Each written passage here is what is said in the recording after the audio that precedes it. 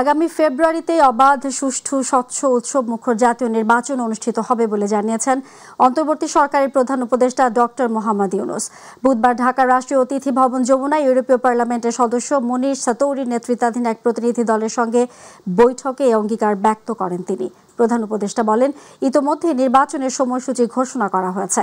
এটি ফেব্রুয়ারির শুরুতে অনুষ্ঠিত হবে, রমজানের আগেই। তিনি আরও বলেন, কিছু মহল এখনও ভোট বিলম্বিত করার চেষ্টা করছে, তবে অন্তর্বর্তীকালীন সরকার নির্বাচনের সময়সূচি অনুযায়ী তা আয়োজন করতে বদ্ধপরিকর। প্রধান উপদেষ্টা বলেন, ফেব্রুয়ারি নির্বাচন বাংলাদেশের জন্য নতুন সূচনা বয়ে আনবে। 1 ঘণ্টাব্যাপী আলোচনায় প্রধান উপদেষ্টা ও ইউরোপীয় সংসদ সদস্যরা সরকারের সংস্কার উদ্যোগ, বাংলাদেশের উন্নয়ন ও গণতান্ত্রিক রূপান্তরে ইউরোপীয় ইউনিয়নের অব্যাহত সহযোগিতা এবং চলমান রোহিঙ্গা মানবিক সংকট নিয়ে মতবিনিময় করেন। জাতীয় ঐক্যমত্য কমিশনের সহসভাপতি ডক্টর আলী রিয়াজ বলেছেন, জুলাই সনদ বাস্তবায়নের বিষয়ে 21 সেপ্টেম্বরের মধ্যে চূড়ান্ত সিদ্ধান্তে পৌঁছাতে চায় কমিশন। জুলাই সনদ বাস্তবায়নে জাতীয় নির্বাচনের আগে গণভোট চায় জামায়াত। তবে জুলাই ঘোষণাপত্রের আলোকে সাংবিধানিক আদেশের মাধ্যমে সনদ বাস্তবায়নের পক্ষে নয় বিএনপি। অন্যদিকে গণভোট নিয়ে দলীয় ফোরামে আলোচনা করবে এনসিপি, তবে তাদের পছন্দ গণপরিষদ। আর নিজেদের মধ্যে আলোচনার জন্য দলগুলোকে সময় দিয়ে আগামী মাসে চূড়ান্ত আলোচনায় বসার আশা কমিশনের। তবে নির্বাচনের দিনই গণভোটের প্রস্তাব এসেছে কমিশনের পক্ষ থেকে। ইলিয়াস মাদবরের প্রতিবেদন। জুলাই সনদ বাস্তবায়ন গণভোট নাকি গণপরিষদের মাধ্যমে, নাকি হবে সরাসরি সাংবিধানিক আদেশ, এ নিয়ে মতপার্থক্যে বুধবারও সুরাহা হয়নি সনদের ভবিষ্যৎ। সনদ বাস্তবায়নে সংবিধানের 106 অনুচ্ছেদ অনুসরণ, গণভোট, গণপরিষদ, সাংবিধানিক আদেশের কথা উঠলেও শেষমেশ কমিশন প্রস্তাব দিয়েছে সাংবিধানিক আদেশের মাধ্যমে জাতীয় নির্বাচনের দিন সনদ বাস্তবায়নে গণভোট করার। আমাদের বিশেষজ্ঞ প্যানেল আগে দুটো বিষয়ের কথা বলেছিলেন, তার একটি হচ্ছে গণভোট, আর একটি হচ্ছে বিশেষ সাংবিধানিক আদেশ। একটি পূর্ণাঙ্গ মতামত কমিশনকে তারা দিয়েছেন এবং সেটা আমরা আজকে রাজনৈতিক দলগুলোর কাছে উপস্থাপন করেছি। তারা বিভিন্নভাবে অনেকে এটা সমর্থন করেছেন, অনেকেই এর বিভিন্ন দিক সম্পর্কে আলোচনা করেছেন এবং ভিন্ন মত প্রকাশ করেছেন। তবে রাজনৈতিক দলগুলোর মাঝে এদিন ছিল মিশ্র প্রতিক্রিয়া। গণভোট, গণপরিষদ আর সাংবিধানিক আদেশ নিয়ে দলগুলো দিয়েছে নিজেদের দলীয় মতামত। গণপরিষদের মধ্য দিয়ে, আগামী নির্বাচনের মধ্য দিয়ে যারা নির্বাচিত হবে তারা একই সাথে গণপরিষদ গঠন করবে, একই সাথে পার্লামেন্ট গঠন করবে। এই সহজ সমাধানের মধ্য দিয়ে না গেলে যতগুলো আলোচনা হয়েছে প্রত্যেকটারই অনেকগুলো ফ্লজ আছে, কিন্তু এটা হচ্ছে সবচেয়ে বেস্ট সমাধান। জুলাই সনদের আইনি ভিত্তি এখন বাংলাদেশের 18 কোটি মানুষের দাবি। কনস্টিটিউশনাল অর্ডারের মাধ্যমেই এটা বাস্তবায়ন করতে হবে প্রয়োজনে, এরপরে গণভোটে আমরা যেতে পারি। তবে এটা ইলেকশনের পরে নয়, অবশ্যই জাতীয় সংসদ নির্বাচনের আগেই এ ব্যাপারে গণভোট হতে হবে। জুলাই সনদের যে বিষয়গুলো শুধুমাত্র সংবিধান সংস্কার অথবা সংশোধন সংক্রান্ত, সেই বিষয়গুলো এখনই কার্যকর করার মতো কোনো দলিল প্রণয়নের ক্ষেত্রে এই সরকার কোনো উদ্যোগ গ্রহণ করতে পারে কিনা। সনদের বাস্তবায়নের পথ বের করতে আগামী মাসে আবারও আলোচনায় বসবে কমিশন। ইলিয়াস মাদবর, মাই টিভি, ঢাকা। ঐক্যমত্য কমিশনের আলোচনা চলাকালে পিআরের দাবিতে আন্দোলন স্ববিরোধী বলে মন্তব্য করেছেন বিএনপির স্থায়ী কমিটির সদস্য আমির খসরু মাহমুদ চৌধুরী। নির্বাচন নিয়ে অনীহা থেকে জামায়াতের কর্মসূচি বলেও মন্তব্য করেন তিনি। দুপুরে রাজধানীর একটি হোটেলে সাংবাদিকদের এসব কথা বলেন আমির খসরু। তিনি অভিযোগ করেন, একটি গোষ্ঠী দেশকে অস্থিতিশীল করতে চেষ্টা করছে। জনগণের ম্যান্ডেট না নিয়ে নিজেদের স্বার্থে এভাবে আন্দোলন করলে শহীদদের আত্মত্যাগের প্রতি অসম্মান দেখানো হবে বলেও জানান আমির খসরু। ঐক্যমত হয়ে গেছে এবং আলোচনা অব্যাহত আছে, তো সেইখানে মাঝখান থেকে একটা এই ধরনের কর্মসূচি দেওয়ার অর্থটা কি? তাইলে তো একটা তো প্রশ্ন তো থেকে যায় এখানে, তাই না? এখনো আলোচনাই শেষ হয় নাই, এর মধ্যে কর্মসূচি দিয়ে তারা দেশের মানুষকে কি বোঝাতে চাচ্ছে? ঐক্যমত হতে হবে, বাংলাদেশের মানুষ যেখানে রায় দেবে, বাংলাদেশের মানুষ যেগুলোতে ম্যান্ডেট দেবে, সেটাই হবে আগামী দিনের বাংলাদেশ। আমাদেরকে তো রাজনৈতিক দলগুলোকে বাংলাদেশের মানুষ ম্যান্ডেট দেয় নাই যে আপনারা বসে বসে বাংলাদেশের ভবিষ্যৎ নির্ধারণ করুন। নির্বাচনের মাধ্যমে বাংলাদেশ যত তাড়াতাড়ি গণতন্ত্রের দিকে অগ্রসর হবে তত তাড়াতাড়ি বৈদেশিক সম্পর্ক উন্নয়ন হবে বলে মন্তব্য করেছেন বিএনপির স্থায়ী কমিটির সদস্য আমির খসরু মাহমুদ চৌধুরী। আর দলের অপর স্থায়ী কমিটির সদস্য নজরুল ইসলাম খান বলেছেন, দুই একটি রাজনৈতিক দল চাইলেও পিআর পদ্ধতিতে আগামী নির্বাচন অনুষ্ঠান করা সম্ভব নয়।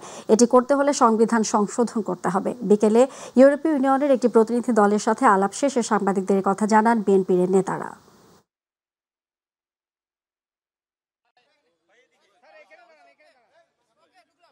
আমরা বাংলাদেশ এই যে নির্বাচন থেকে দেশ গণতন্ত্রের দিকে ট্রানজিশনের দিকে যে যাচ্ছে, এটা ওরা সন্তুষ্ট। ওরা চায় বাংলাদেশ যত তাড়াতাড়ি সম্ভব গণতন্ত্রের পথে চলুক এবং ট্রানজিশন করে একটা গণতান্ত্রিক প্রক্রিয়ার মধ্যে ফিরে আসুক। এটার ব্যাপারে আমাদের বিভিন্ন আলোচনা হয়েছে। পিআর তো এখন আলোচনার খুব একটা বিষয়বস্তু না, এই কারণে যে যদি আপনি রাজিও হন তাহলেও তো এই নির্বাচন পিআরের মাধ্যমে হবে না, সেটা তো হবে সংবিধান সংশোধন হওয়ার পরে। কাজে আমরা আলোচনা করেছি আজকে সেটা হলো আসন্ন নির্বাচন নিয়ে। শুধু শেখ হাসিনা নয়, পুলিশ সহ অন্যান্য বাহিনীর যারাই জুলাই হত্যাকাণ্ডের সাথে জড়িত সবাইকে বিচারের আওতায় আনতে হবে। মানবতা বিরোধী অপরাধের মামলায় শেখ হাসিনা সহ ৩ আসামির বিরুদ্ধে আন্তর্জাতিক অপরাধ ট্রাইব্যুনাল 1-এ আংশিক সাক্ষ্য শেষে গণমাধ্যমে এ দাবি জানান জাতীয় নাগরিক পার্টির আহ্বায়ক ও জুলাই যোদ্ধা নাহিদ ইসলাম। শেষ সাক্ষী হিসেবে এই মামলায় বৃহস্পতিবার অবশিষ্ট সাক্ষ্য দেবেন তিনি। একই মামলায় সাংবাদিক মাহমুদুর রহমানের সাক্ষ্য গ্রহণ ও জেরা শেষ হয়েছে। এস এম আরিফ আছেন বিস্তারিত রিপোর্টে। জুলাই হত্যাকাণ্ডে মানবতা বিরোধী অপরাধের মামলায় শেখ হাসিনা সহ ৩ আসামির বিরুদ্ধে ৪৭তম সাক্ষী হিসেবে সাক্ষ্য গ্রহণ শুরু হয় এনসিপির আহ্বায়ক ও জুলাই সম্মুখ যোদ্ধা নাহিদ ইসলামের। বুধবার আন্তর্জাতিক অপরাধ ট্রাইব্যুনাল 1-এ আংশিক সাক্ষী দেন তিনি। অবশিষ্ট সাক্ষ্য গ্রহণের জন্য বৃহস্পতিবার দিন ধার্য করেন ট্রাইব্যুনাল। সাক্ষ্য শেষে গণমাধ্যমকে নাহিদ জানান, সাবেক প্রধানমন্ত্রী শেখ হাসিনা কখনোই চাননি কোটা সংস্কার হোক। 18 সালে আমাদের সেই সন্দেহ রয়ে গিয়েছিল যে কোটা সংস্কার বা বাতিল কোনোটাই শেখ হাসিনা বা সরকার চাননি। সেই সময়ে আন্দোলনের প্রেক্ষিতে চাপের মুখে সরকার ঘোষণা দিয়েছিল এবং তার পরিকল্পনা ছিল সেটাকে সে যে কোনো সুযোগ পাওয়া মাত্র ফিরিয়ে আনবে, এবং সেটাই আমরা দেখেছি 2024 সালে ইলেকশনের পরে। ফলে আমাদের কাছে স্পষ্ট ছিল এটা আসলে কোর্টের বিষয় না, আদালতের বিষয় না, এটা রাজনৈতিক বিষয়। আন্দোলন প্রত্যাহারে গোয়েন্দা সংস্থার চাপ ছিল উল্লেখ করে জুলাই হত্যাকাণ্ডের সাথে জড়িত আইন শৃঙ্খলা বাহিনীর সকল সদস্যদের বিচারের দাবি করেন তিনি।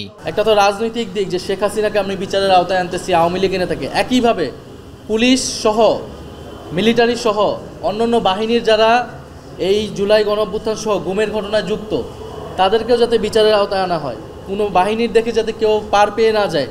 একই মামলায় এদিন সাক্ষ্য গ্রহণ ও জেরা শেষ হয়েছে সিনিয়র সাংবাদিক মাহমুদুর রহমানের। তার জেরার বিষয়ে কথা বলেন চিফ প্রসিকিউটর তাজুল ইসলাম।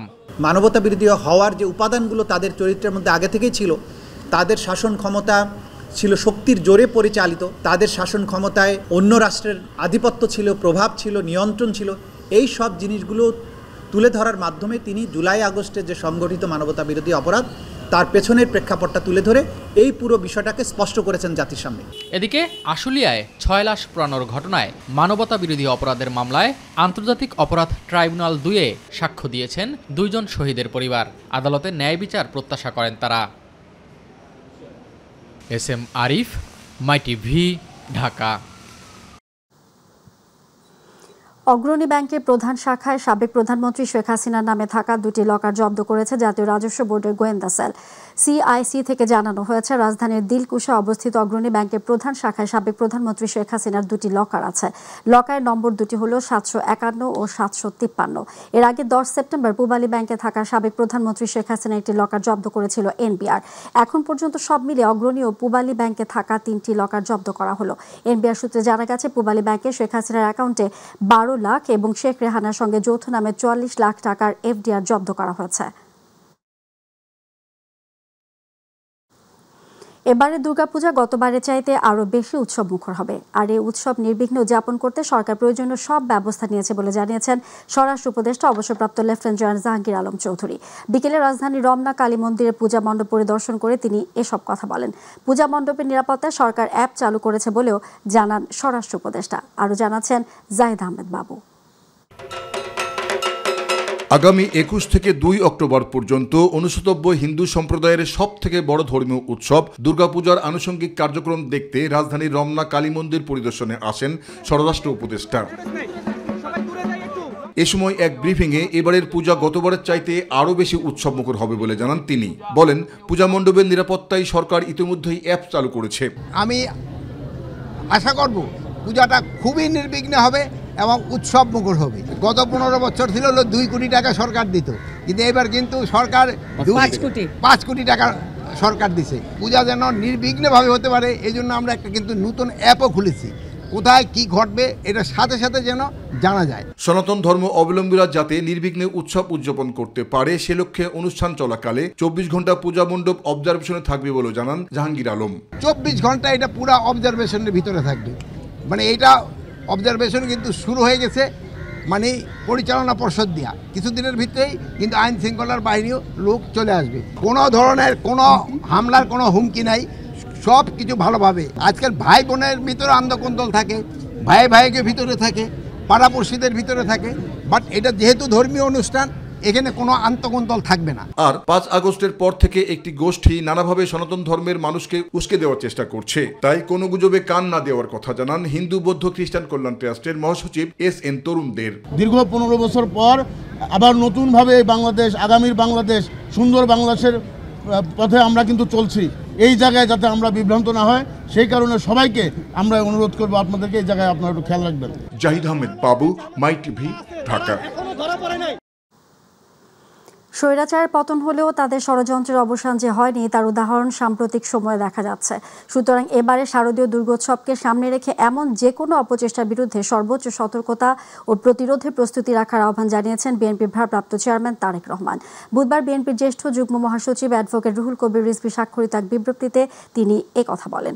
তারেক রহমান বলেছেন, দেশের প্রতিটি নাগরিকের ধর্মীয় অধিকারের প্রতি বিএনপি শ্রদ্ধাশীল। দেশের ধর্মীয় সম্প্রীতি সুপ্রতিষ্ঠিত রাখতে বিএনপি প্রতিজ্ঞাবদ্ধ এবং তা বিনষ্টকারী যে কোনো ঘৃণ্য অপচেষ্টার বিরুদ্ধে দলের অবস্থান দৃঢ় ও সুস্পষ্ট। বিএনপি ও সব সহযোগী সংগঠনকে সমন্বয়ের মাধ্যমে সর্বস্তরের জনগণের সহায়তায় সনাতন ধর্মাবলম্বীদের দুর্গোৎসব নির্বিঘ্নে উদযাপনে সর্বোচ্চ সহযোগিতা করার আহ্বানও জানান তিনি। কারিগরি শিক্ষা ব্যবস্থা ধ্বংস ও প্রকৌশল কর্মক্ষেত্র কুক্ষিগত করার অভিযোগে 7 দফা দাবিতে সারা দেশে বিক্ষোভ করেছে কারিগরি শিক্ষার্থীরা। এর কেন্দ্রীয় কর্মসূচির অংশ হিসেবে রাজধানীর তেজগাঁওয়ের 7 রাস্তা মোড়ে সকাল থেকে সড়ক আটকে অবরোধ কর্মসূচি পালন করে কারিগরি শিক্ষার্থীরা। এতে আশপাশে তীব্র যানজটের সৃষ্টি হয়। তবে বেলা 1টার দিকে সড়ক ছাড়ার আগে এক ব্রিফিংয়ে বৃহস্পতিবার দেশের সকল পলিটেকনিক ও গুরুত্বপূর্ণ পয়েন্টে অবস্থান কর্মসূচির ঘোষণা দেন শিক্ষার্থীরা। বিস্তারিত শিমুল খানের রিপোর্টে। সকাল থেকেই তেজগাঁয়ের 7 রাস্তা মোড়ে জড়ো হতে থাকেন পলিটেকনিক ইনস্টিটিউটের শিক্ষার্থীরা। বেলা 11টার দিকে সড়কটি অবরোধ করেন তারা। অবরোধের ফলে সড়কটি দিয়ে যান চলাচল বন্ধ হয়ে যায়। এতে রাজধানীর বিভিন্ন সড়কে তৈরি হয় তীব্র যানজট। এ সময় শিক্ষার্থীরা উপসহকারী প্রকৌশলী থেকে সহকারী প্রকৌশলী পদে পদোন্নতির হার বাড়ানো, সরকারি ও স্বায়ত্তশাসিত প্রতিষ্ঠানে বিএসসি ও ডিপ্লোমা ইঞ্জিনিয়ারদের আনুপাতিক নিয়োগ সহ বিভিন্ন দাবিতে স্লোগান দেয়। বিএসসি ইঞ্জিনিয়ার যারা তাদের অযৌক্তিক যে 3 দফা দাবি তার এর বিরুদ্ধে আমাদের রুখে দাঁড়াতে হবে। আমাদের ডিপ্লোমা ইঞ্জিনিয়ারদেরকে প্রকাশ্যে গুলি করার এবং জবাই করার হত্যার হুমকি দেওয়া হয়েছে। বিএসসি ইঞ্জিনিয়ারিং শিক্ষার্থীদের অযৌক্তিক 3 দফা দাবির পক্ষে পরিচালিত কার্যক্রম রাষ্ট্র কর্তৃক অবিলম্বে বন্ধ করতে হবে। উপস্থিত শিক্ষার্থীরা অভিযোগ করে বলেন, দীর্ঘদিন ধরে কারিগরি শিক্ষাকে অবহেলা করা হচ্ছে ও প্রকৌশল কর্মক্ষেত্রে কারিগরি শিক্ষার্থীদের প্রাপ্য অধিকার হরণ করা হচ্ছে। বিএসসি ডিগ্রিধারী শিক্ষার্থীরা শাহবাগে মব সৃষ্টি করে 3 দফা অযৌক্তিক দাবি বাস্তবায়ন করার অপচেষ্টা করছে। আমরা এই 3 দফা অযৌক্তিক দাবির তীব্র নিন্দা জানাই। 10ম গ্রেডের সকল টেকনিক্যাল পদ অর্থাৎ সহকারী প্রকৌশলী এবং এই সমমান পদগুলো ডিপ্লোমা ইঞ্জিনিয়ারদের ছিল, আছে এবং ভবিষ্যতেও থাকবে। শিক্ষার্থীদের আন্দোলনকে ঘিরে আশপাশে সতর্ক অবস্থান নেয় পুলিশ। আমাদের সঙ্গে কথা হয়েছিল যে 2টার দিকে তারা চলে যাবেন ক্যাম্পাসে, তারা এখন কিন্তু ক্যাম্পাসে ফিরে যাচ্ছেন। তো আমাদের সঙ্গে তাদের যে আলোচনা হয়েছিল সেই আলোচনায় তারা আমাদের কথা রেখেছেন। ফলে আমরাও তাদের সঙ্গে শান্তিপূর্ণ অবস্থান কর্মসূচির পাশাপাশি আমরা আইন শৃঙ্খলা পরিস্থিতি আমরা এখানে ঠিক রেখেছি। বুয়েট শিক্ষার্থীদের 3 দফা দাবির বিরুদ্ধে এবং পলিটেকনিক শিক্ষার্থীদের 7 দফা দাবিতে কর্মসূচি চলবে বৃহস্পতিবারও। শিমুল খান, মাই টিভি, ঢাকা। সঙ্গীত শিক্ষকের জায়গায় সরকারকে ধর্মীয় শিক্ষক নিয়োগের দাবি জানিয়েছেন জামায়াত ইসলামের নায়েবে আমির অধ্যাপক মুজিবুর রহমান।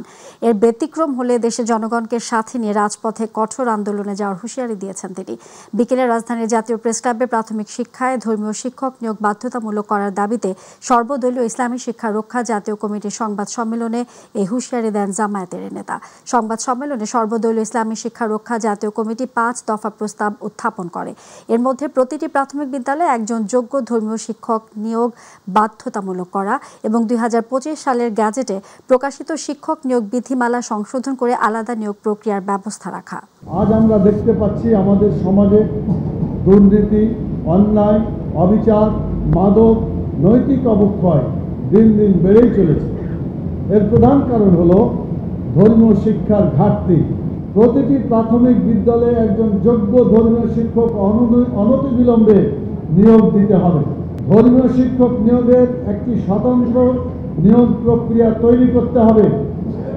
কওমি মাদ্রাসা থেকে দাওরায়ে হাদিস এবং আলিয়া মাদ্রাসা থেকে ফাজিল পাশ করা ব্যক্তিদের এই পদে নিয়োগ দিতে হবে। অন্তর্বর্তী সরকারের প্রধান উপদেষ্টা ডক্টর মোহাম্মদ ইউনূস জাতিসংঘের সাধারণ পরিষদের অধিবেশনে যোগ দিতে 22 সেপ্টেম্বর নিউ ইয়র্ক যাচ্ছেন। এবার প্রধান উপদেষ্টা সফর সঙ্গীর তালিকায় 4 রাজনৈতিক নেতাকে অন্তর্ভুক্ত করেছে সরকার, যাদের মধ্যে বিএনপির 2 জন, জামায়াতের 1 জন এবং জাতীয় নাগরিক পার্টির 1 জন নেতা রয়েছে। বুধবার রাজধানীর ফরেন সার্ভিস একাডেমিতে এক সংবাদ সম্মেলনে তথ্য জানান পররাষ্ট্র উপদেষ্টা মোহাম্মদ তৌহিদ হোসেন। তৌহিদ হোসেন জানান, প্রধান উপদেষ্টার সঙ্গে প্রতিনিধি দলে এবার থাকছেন বিএনপির মহাসচিব মির্জা ফখরুল ইসলাম আলমগীর, বিএনপির ভারপ্রাপ্ত চেয়ারম্যান তারেক রহমানের আন্তর্জাতিক বিষয়ক সম্পাদক হুমায়ুন কবির, জামায়াতের নায়েবে আমির সৈয়দ আব্দুল্লাহ মোহাম্মদ তাহের ও জাতীয় নাগরিক পার্টির সদস্য সচিব আক্তার হোসেন। আগামী 23 সেপ্টেম্বর শুরু হতে যাওয়া জাতিসংঘ সাধারণ পরিষদের 80তম অধিবেশনের উচ্চ পর্যায়ে সাধারণ বিতর্ক ও অন্যান্য গুরুত্বপূর্ণ অনুষ্ঠানে বাংলাদেশ প্রতিনিধি দলের নেতৃত্ব দেবেন। এই অধিবেশনে যোগদানের জন্য মাননীয় প্রধান উপদেষ্টা আগামী 22 সেপ্টেম্বর একটি বাণিজ্যিক ফ্লাইটে নিউ ইয়র্ক পৌঁছাবেন। High level meeting to commemorate the 30th anniversary of the world programme of action for youth শীর্ষক একটি উচ্চ পর্যায়ে গুরুত্বপূর্ণ সভায় মাননীয় প্রধান উপদেষ্টা অংশগ্রহণ করবেন। 26 সেপ্টেম্বর মাননীয় প্রধান উপদেষ্টা জাতিসংঘ সাধারণ পরিষদের সাধারণ আলোচনা পর্বে বক্তব্য রাখবেন। পারিবারিক বিরোধ, পিতামাতার ভরণ পোষণ, বাড়ি ভাড়া, যৌতুক সহ 8টি আইনে মামলা দায়েরের পূর্বে বাধ্যতামূলক মধ্যস্থতা বিধান কার্যকর হচ্ছে। বৃহস্পতিবার থেকে সিলেট, মৌলভীবাজার, সুনামগঞ্জ সহ দেশের 12 জেলায় এই কার্যক্রম শুরু হচ্ছে। বিকেলে সিলেটে কার্যক্রম উদ্বোধন করেন আইন বিচার ও সংসদ উপদেষ্টা ডক্টর আসিফ নজরুল। পাইলট প্রকল্প হিসেবে সিলেট, মৌলভীবাজার, সুনামগঞ্জ, ফরিদপুর, ময়মনসিংহ, রংপুর, দিনাজপুর, সাতক্ষীরা, কুষ্টিয়া, কুমিল্লা, নোয়াখালী, রাঙামাটি জেলায় এই কার্যক্রম শুরু হচ্ছে। এর মধ্য দিয়ে বিচার ব্যবস্থায় এক নব অধ্যায়ের সূচনা হবে বলে আশা করছেন সংশ্লিষ্টরা। অনুষ্ঠানে বক্তারা বলেন, এ যুগান্তকারী উদ্যোগ বিরোধের শান্তিপূর্ণ নিষ্পত্তিতে সহায়ক হবে, যা মামলা জট কমাতে কার্যকর ভূমিকা রাখবে। এর ফলে বিচার প্রার্থীগণ স্বল্প সময়ে নামমাত্র খরচে সৌহার্দ্যপূর্ণ পরিবেশে আইনগত সহায়তা পাবেন। আমরা যে পরিবর্তনগুলো করে দিয়েছি, যে রিফর্ম করেছি, এই রিফর্মটা যদি পরবর্তীকালের পলিটিক্যাল গভর্নমেন্ট সাস্টেইন করে, অবশ্যই বাংলাদেশে অ্যাক্সেস টু জাস্টিস প্রচণ্ড পরিমাণ বৃদ্ধি পাবে। দরিদ্র অসহায় মানুষের আইনগত প্রতিকার পাওয়ার সুযোগ অনেক অনেক বেশি অবারিত হবে। বিনা খরচে বা খুবই স্বল্প খরচে দ্রুততম সময়ে আইনগত প্রতিকার পাবে তারা। দর্শক, এ পর্যায়ে রয়েছে ছাত্র সংসদ নির্বাচন প্রসঙ্গ।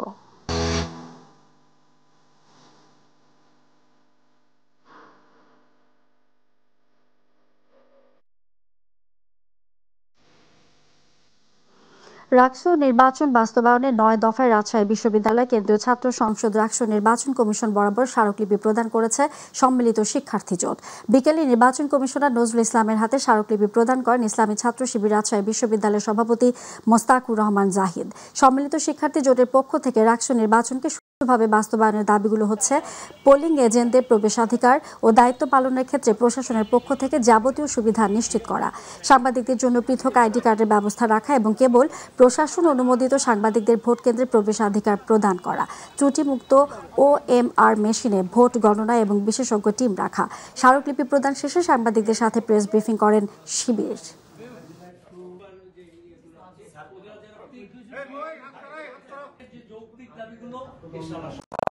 আপনারা ইতিমধ্যে দেখতে পেয়েছেন আমরা নির্বাচন কমিশনার স্যারের কাছে 9 দফা একটা দাবি জমা দিয়েছি, স্মারকলিপি জমা দিয়েছি। এই স্মারকলিপির পয়েন্টগুলো আমি সংক্ষেপে বলি। আমরা প্রথম যে ব্যাপারটা বলেছি যে পোলিং এজেন্টদের প্রবেশ অধিকার এবং তাদের দায়িত্ব পালনের ক্ষেত্রে প্রশাসনের পক্ষ হতে যাবতীয় সুবিধা নিশ্চিত করা, এটা হচ্ছে প্রথম দাবি দিয়েছি। দ্বিতীয় যে দাবিটা দিয়েছি সাংবাদিকদের মধ্য হতে, অর্থাৎ আপনারা যারা আসবেন সাংবাদিকদের জন্য পৃথক আইডি কার্ডের ব্যবস্থা রাখা এবং কেবল প্রশাসনের অনুমোদিত সাংবাদিকদের ভোট কেন্দ্রে প্রবেশাধিকার প্রদান করা। 3 নম্বর যে দাবিটা আমরা দিয়েছি ত্রুটিমুক্ত ওএমআর মেশিনে ভোট গণনা। আপনারা দেখতে পেয়েছেন আমাদের ইতোমধ্যে জাকসু নির্বাচনের ক্ষেত্রে 3 দিন সময় লেগেছে ম্যানুয়ালি গণনা করে। এজন্য আমরা ত্রুটিমুক্ত ওএমআর মেশিনের ভোট গণনাটা এটা দাবি করেছি। চট্টগ্রাম বিশ্ববিদ্যালয় কেন্দ্রীয় ছাত্র সংসদ জাকসু নির্বাচনের মনোনয়নপত্র সংগ্রহ ও জমাদানের সময় বাড়িয়েছে নির্বাচন কমিশন। বুধবার দুপুর 12:30টায় তথ্য নিশ্চিত করেন প্রধান নির্বাচন কমিশনার অধ্যাপক ডক্টর মনির উদ্দিন। তিনি জানান, জাকসু ও হল সংসদ নির্বাচনের মনোনয়নপত্র বিতরণের সময় বুধবার বিকেল 5টা পর্যন্ত ও জমাদানের সময় বৃহস্পতিবার বিকেল 5টা পর্যন্ত বৃদ্ধি করা হয়েছে। এর আগে বেলা 11টায় বিশ্ববিদ্যালয়ের শাখা ছাত্রদল মনোনয়নপত্র বিতরণ ও জমাদানের সময়সীমা বৃদ্ধির আবেদন করে। এ বিষয়ে শাখা ছাত্রদলের সাধারণ সম্পাদক আব্দুল আল নোমান বলেন, বিশ্ববিদ্যালয়ে সংঘর্ষের ঘটনায় অনেক শিক্ষার্থী এখন আহত, অনেকের পরীক্ষা চলছে, এজন্য 2 দিন সময় বৃদ্ধির আবেদন করা হয়েছে। পরবর্তীতে নির্বাচন কমিশন আলোচনার মাধ্যমে 1 দিন করে সময় বৃদ্ধি করে।